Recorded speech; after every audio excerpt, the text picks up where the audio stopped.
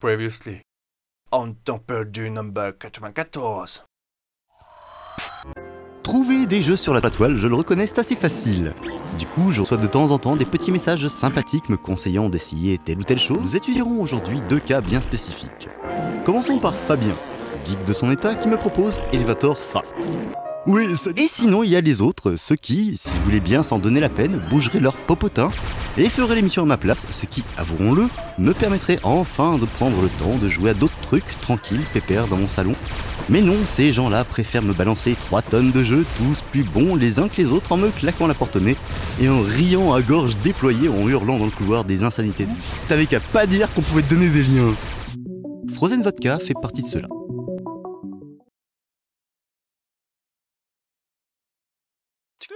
Bonjour! Vous êtes fan de Petit Jean Flash et l'animateur de votre émission favorite a insinué que vous ne pouviez pas faire l'émission par vous-même.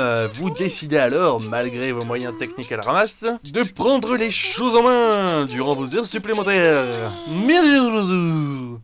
Si je vous dis va en enfer, vous me répondrez sûrement des noms d'oiseaux, ou bien d'y aller le premier et vous aurez raison.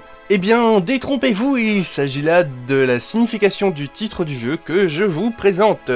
Dans Go to Hell, vous incarnez un petit personnage tellement avide de s'enrichir qu'il creuse en direction de l'enfer dans le but de récolter des piécettes éparpillées sur sa route. Sur le papier, ça a l'air simple, et assembler un meuble en kit aussi. Pendant votre descente, vous devrez gérer votre santé, votre faim et votre oxygène, symbolisés par les 3 barres en haut à gauche. Mais, à l'instar de Boulder Dash, il faudra être attentif à ne pas prendre un gros rocher sur la tête.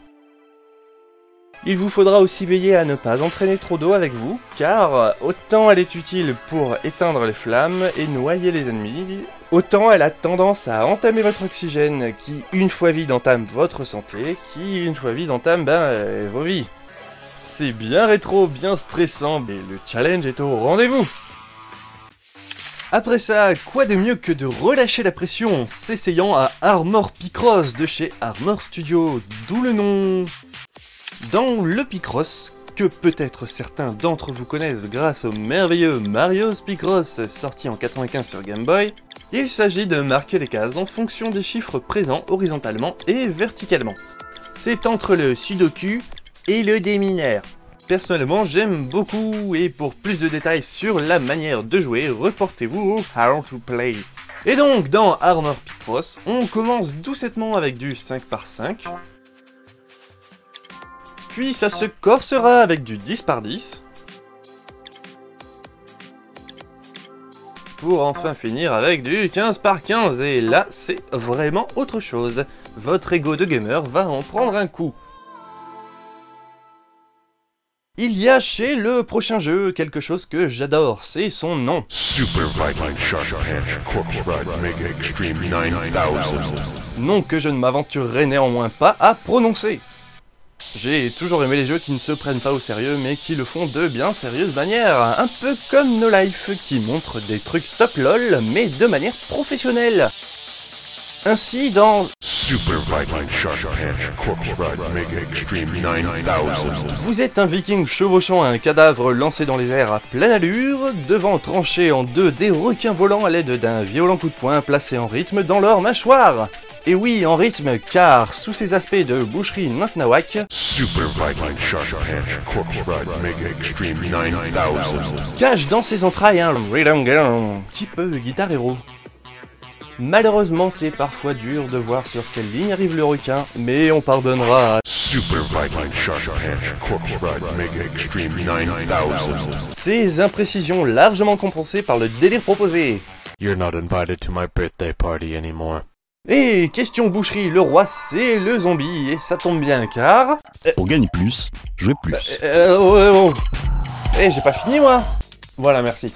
Je disais donc que ça tombe bien car Zombie Exploder vous met dans la peau d'un petit gars bien agité qui, grâce à une extraordinaire facilité de scénario, se retrouve au 20e étage d'une tour infestée de zombies. Et comme il veut aller au rez-de-chaussée et qu'il n'a pas pensé à voir si l'ascenseur marchait, il va devoir se frayer un chemin à la force de ses bras, c'est tout un programme.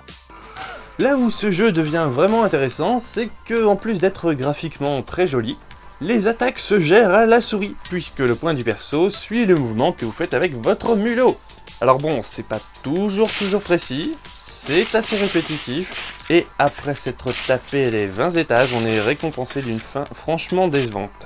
Mais c'est un gameplay suffisamment novateur dans l'univers impitoyable du jeu Flash, pour au moins vous inciter à l'essayer. Et surtout, il a un gros avantage pour lui, c'est qu'il est franchement fun. Et là, je vais ruiner tous mes efforts et faire un enchaînement complètement pourri, car il ne faut pas oublier que... Pour gagner plus, jouez plus. Ah zut, j'ai oublié de placer Kawaii Kokinu quelque part.